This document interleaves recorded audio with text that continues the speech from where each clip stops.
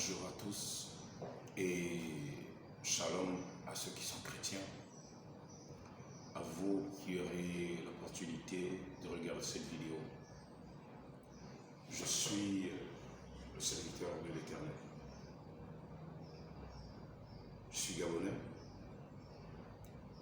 de père et de mère, et je vis à Mayuma. Je suis Mabiala Gervais Régis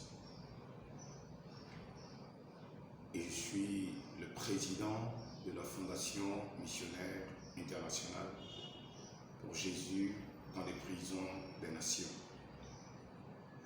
Et je suis aussi le directeur d'une entreprise qui fait dans le BTP. Ce qui m'emmène ce 26 décembre 2023 à prendre la parole après que Dieu, l'Éternel, a manifesté son amour pour notre nation en accordant le salut et la délivrance à ce peuple gabonais qui avait besoin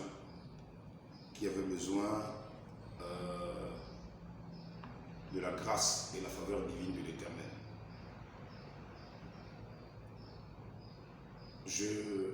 Je suis l'une des personnes qui ne sort pas pour sortir, je ne parle pas pour parler.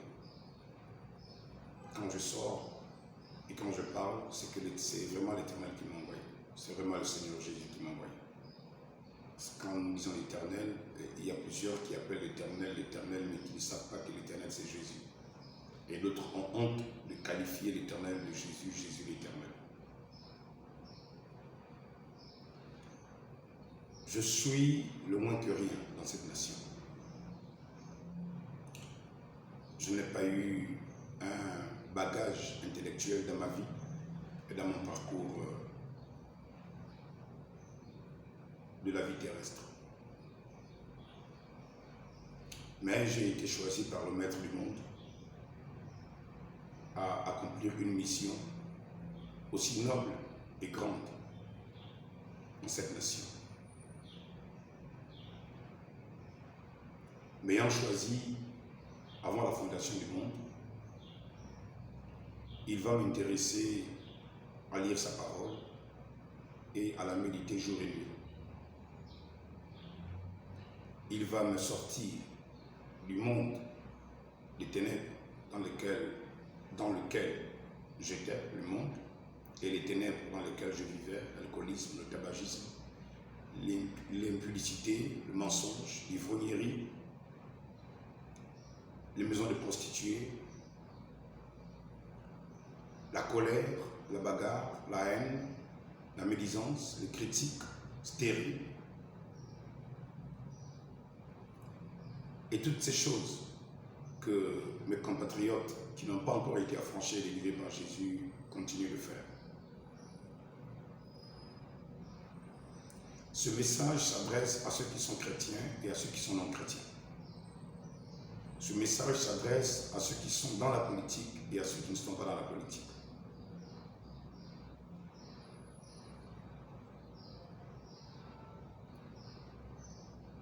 En 2016, je lisais dans ma petite bourgade de la ville de Mayuma la Bible. Et en lisant la Bible, je vais découvrir Matthieu au chapitre 25, où le Seigneur Jésus-Christ fustigeait le comportement des chrétiens, des hommes qui se limitent à faire du bien seulement à ceux qui peuvent leur rendre du bien et à leur faire du bien aussi. Et là, je vais découvrir l'écriture de Matthieu 25 comme je le disais. Et là, le Seigneur Jésus va m'interpeller.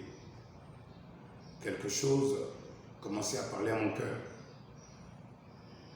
Car à la fin de l'histoire de Matthieu 25, le Seigneur dit que quand il viendra dans son règne pour rendre à chacun selon ses œuvres, les uns seront appelés des boucs et d'autres des brebis.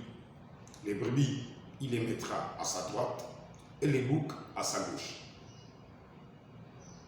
Et le maître du monde, le Seigneur Jésus qui a donné sa vie pour l'humanité, et sa résurrection ne souffrent d'aucune contestation. Et ses paroles ne souffrent d'aucune contestation. Son autorité divine ne souffre d'aucune contestation. Car j'en ai la preuve et les preuves que Jésus-Christ vit et règne. Et je vais vous expliquer, je vais vous démontrer pourquoi. Ce qui est arrivé au Gabon avait été prédit et annoncé par le Seigneur. C'est pourquoi, soyez patients, ce sera une très longue vidéo et j'aimerais que vous puissiez la suivre et la partager. Donc, ce qui est arrivé au Gabon n'est pas un hasard. J'ai été choisi, comme je le disais, par le Créateur.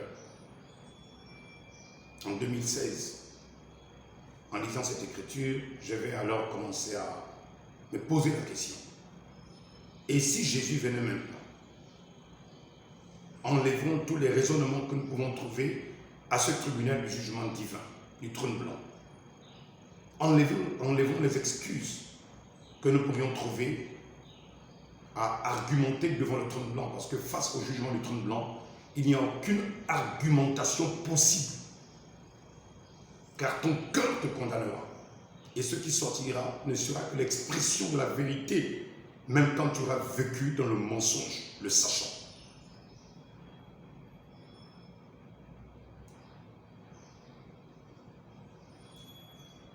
Cette écriture m'a amené à réfléchir deux fois. Suis-je un bouc ou une brebis? Bon.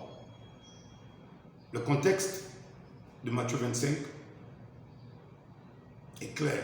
Jésus explique: les brebis prendront soin de lui, pourvoiront à ses besoins, et ils ne s'attacheront point au bien matériel de ce monde, parce que Jésus-Christ l'a promis.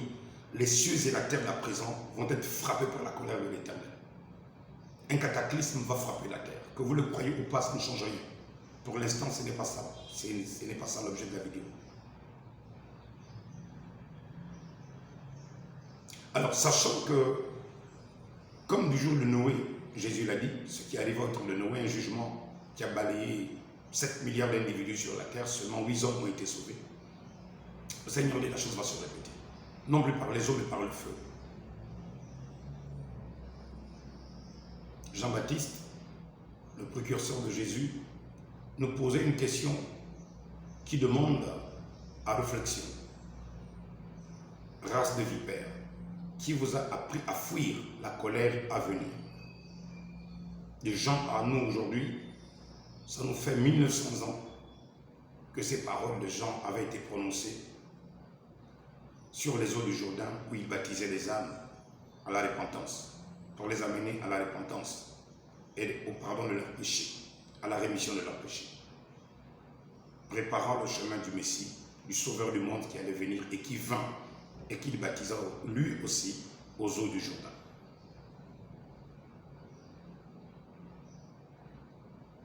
Alors, cela amenant ma pensée à réfléchir.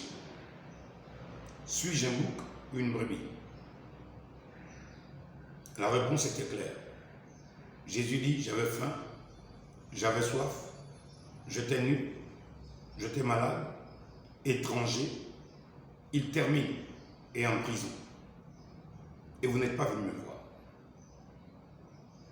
Je me rappelle que quand je venais de croire en 2004, dans la ville de Port-Gentil, après que j'avais démissionné de mon emploi à Satram, pour aller servir Jésus-Christ. Et c'est ce que j'ai fait, en accordant à mon employeur 1 mois de préavis que j'avais travaillé. Ils m'ont soldé de compte. Et je suis allé servir Jésus. Et le 7 avril 2024, cela fera 20 ans que je suis dans le ministère. servant Jésus tel que je l'avais promis.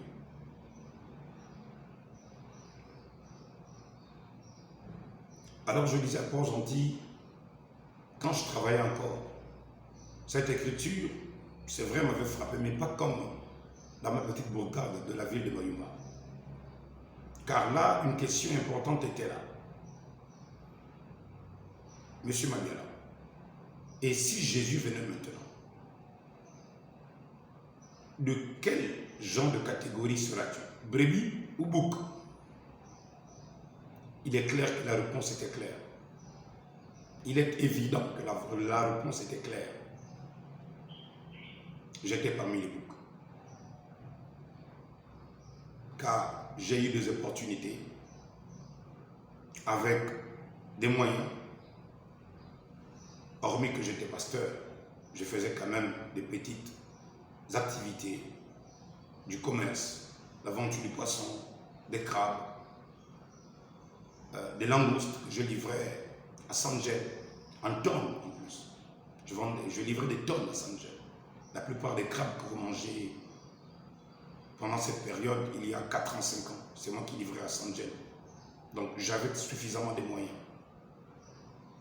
que je faisais quitter de Mayuma pour livrer à Libreville. Donc j'avais de l'argent. Quand on a construit le pont sur Abagnon, j'avais le contrat avec Sericom.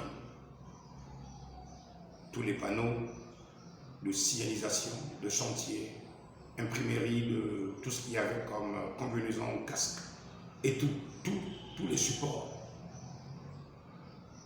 Donc j'avais des moyens. Je ne pouvais pas dire que je n'ai pas eu des moyens pour aller à la prison de Tchibanga, de Lambaréné, de Mouila, de Mouila, de Port-Gentil, de Libreville, de Yem, de Franceville. Je ne pouvais pas me mentir. Alors c'est en 2016 que je prends la ferme résolution de dire à Jésus, je veux être une brebis. Je désire être une brebis. Si hier j'ai manqué le but, je te prie de me pardonner. Mais maintenant, aide-moi Seigneur Jésus. Je veux te servir. Je te demande pardon si j'ai mal agi, si je ne t'ai pas servi avec mes biens. Ça ne veut pas dire que je n'ai pas pris soin des frères et sœurs qui étaient en manque et dans le besoin.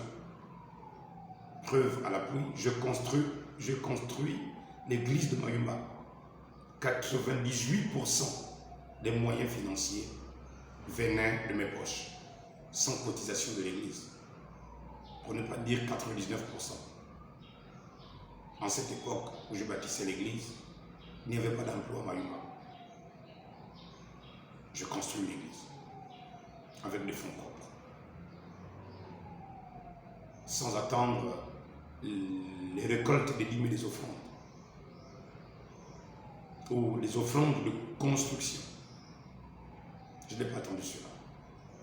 Alors je ne pouvais pas me cramponner derrière ça pour dire à Jésus, écoute, j'ai investi, je construis l'église, j'ai pris soin de tes enfants quand ils avaient faim. Mais c'est la fin de l'histoire qui me choquait. Jésus en prison. Essayez un peu de rentrer dans un contexte d'une histoire qu'on vous racontait, qu'on vous disait par exemple que Jésus est descendu au Gabon et il est dans la prison centrale du Gros-Bouquet, ou dans la prison centrale de Mouila, ou dans la prison centrale de Port-Gentil, ou de Lambaréné. Dites-moi un peu, quel sera le comportement de tous les chrétiens et des pasteurs? Quelle sera l'attitude? Nous allons nous bousculer. Il y aura des accidents sur la route. Chacun voudra quitter sa localité pour emmener à Jésus quelque chose à manger, à boire, comme vêtements, comme nourriture, comme médicaments. Tout le monde voudra le faire. Mais alors, pourquoi cette écriture est toujours mystérieuse? Pourquoi les pasteurs ne s'empressent pas d'aller en prison et de prendre soin de prisonniers? Pourquoi? pourquoi les pasteurs ne font rien. Je vais vous répondre avec une déclaration de mon mentor, mon père spirituel, celui qui m'a fait connaître Jésus dans les moindres détails, celui qui m'a aidé toutes ces années, je peux dire 19 ans, bientôt 20 ans, le 5 avril 2024, ça fera 20 ans, celui qui m'a appris à craindre la parole de Dieu et à enseigner le Seigneur Jésus. Voilà ce qu'il dit.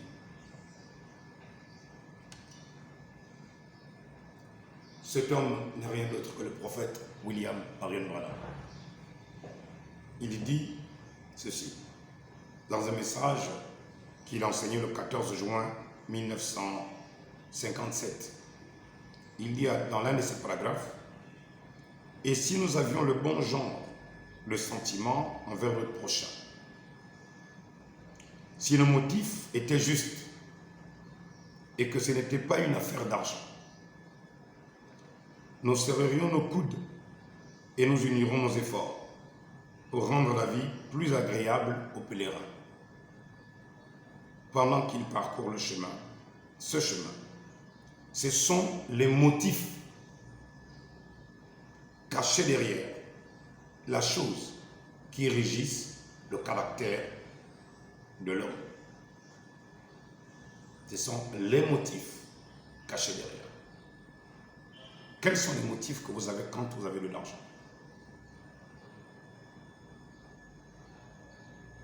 Quelle excuse allons-nous trouver à la barre du jugement?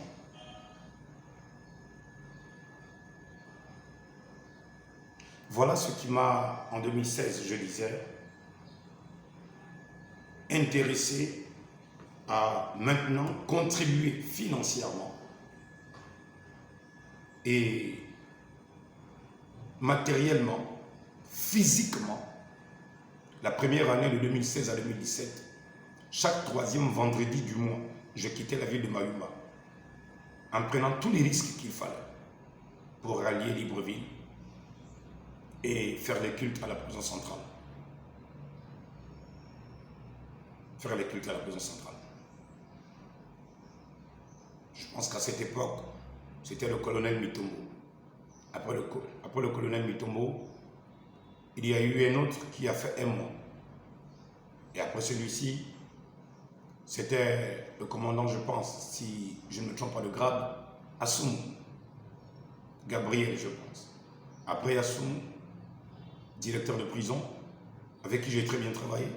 Nous avons très bien travaillé pour la prison de Libreville, dans l'aide sociale, dans la prédication de l'évangile, dans les dons, que Sangel nous aidait à accomplir notre mission à nous, Fondation Missionnaire.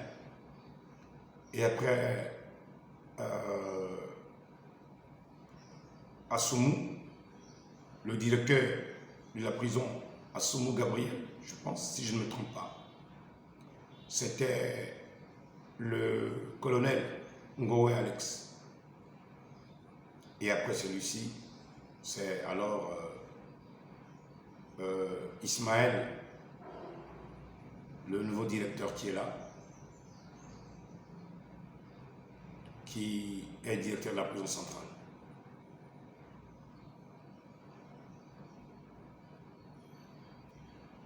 Il faut rappeler qu'en 2020, sous la demande et l'accord du commandant en chef de la sécurité pénitentiaire, je vais citer le général Effayon,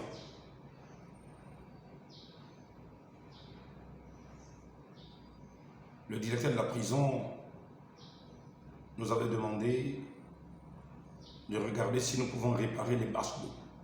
Les bâches d'eau de la prison centrale de Libreville. Et nous avons déboursé près de 4 millions pour réparer les bâches d'eau de la prison centrale de Libreville. C'était Joseph Multiservice, mon entreprise, qui avait réalisé les travaux en 2 semaines. Nous avons changé les PhD, nous avons changé tout ce qu'il y avait comme tuyauterie, canalisation. Et c'était vraiment une joie, une très grande joie pour la prison d'avoir une pression plus élevée en débit. Parce que les tuyaux de l'époque, c'était des plus petits et nous avons mis des plus gros, les 63, les PhD de 63, de diamètre. Donc nous avons investi, c'était pour Jésus, pas pour l'homme. Pas pour l'homme. Ce qui m'a d'ailleurs coûté d'être tendu au palais du bord de mer. Deux conseillers de l'ancien président m'avaient reçu et m'avaient demandé quels étaient les motifs et les objectifs que j'avais et pourquoi j'investissais autant de moyens dans l'œuvre sociale. Parce que, disait-il, ces deux conseillers, vous les pasteurs, vous ne faites rien sans rien. C'est vrai, mais tous les pasteurs ne sont pas pareils. Il y a des pasteurs qui sont en but d'orgueil, qui recherchent le matériel, qui recherchent de l'argent et qui cherchent la gloire et les honneurs. Mais pas bien là.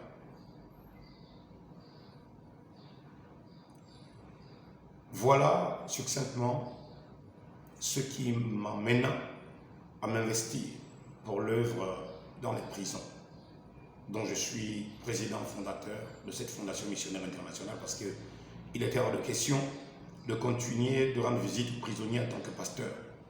Il me fallait rentrer dans le cadre des aumôniers en créant une structure bien coordonnée avec un bureau et des personnes pour m'accompagner. L'année passée, j'ai passé le réveillon à Abidjan. Et vous le savez parce que, à mon retour, j'avais été interviewé par Gabon 24, qui avait fait une émission là-dessus. Et par la grâce de Dieu, nous avons visité la prison de Grand Bassam. Et tout s'était bien passé par la grâce du Seigneur Jésus-Christ. 12 jours plus tard, j'étais revenu au Gabon, après avoir implanté la fondation missionnaire à Abidjan.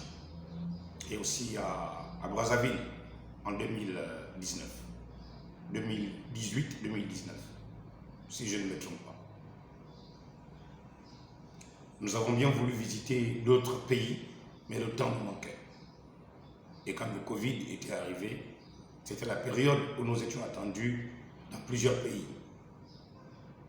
Mais je pense qu'avec la grâce de Dieu, nous allons visiter d'autres pays pour gagner des âmes dans les prisons et investir pour l'humain sans rien attendre en retour.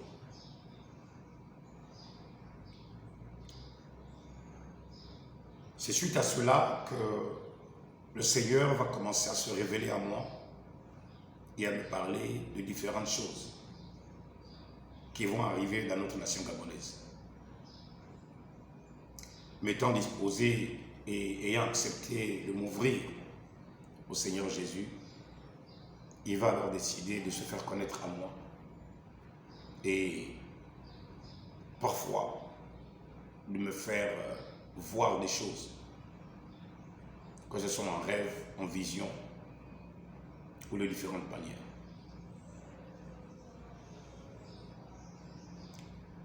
J'ai un message pour la nation gabonaise, qui vient de la part du Seigneur Jésus.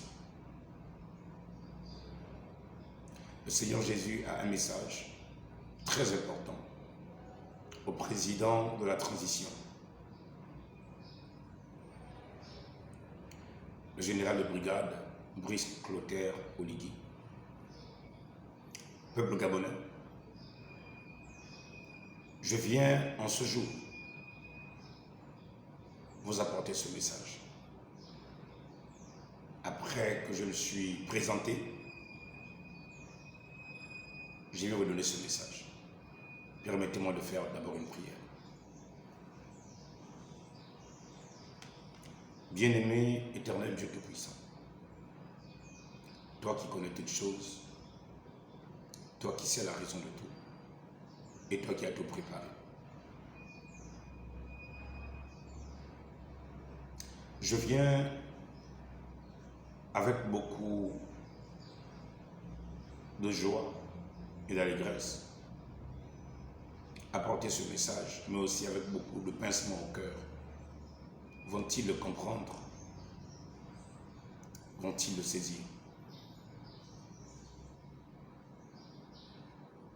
Comme tu l'as dit à Ézéchiel, vas-y, parle, je mets mon rôle dans ta bouche. Parle, parle. Alors Seigneur, je viens parler. Je viens parler de ce que tu m'as dit, de ce que tu m'avais dit qui s'est accompli, et de ce que tu m'as dit. Que ce message ne vienne pas de l'homme. Ferme ma bouche à tout ce qui est pensée humaine. Mais ouvre ma bouche pour ce que tu as à dire à cette nation gabonaise. Je te le demande, Père, au nom de Jésus-Christ. Que Dieu vous bénisse.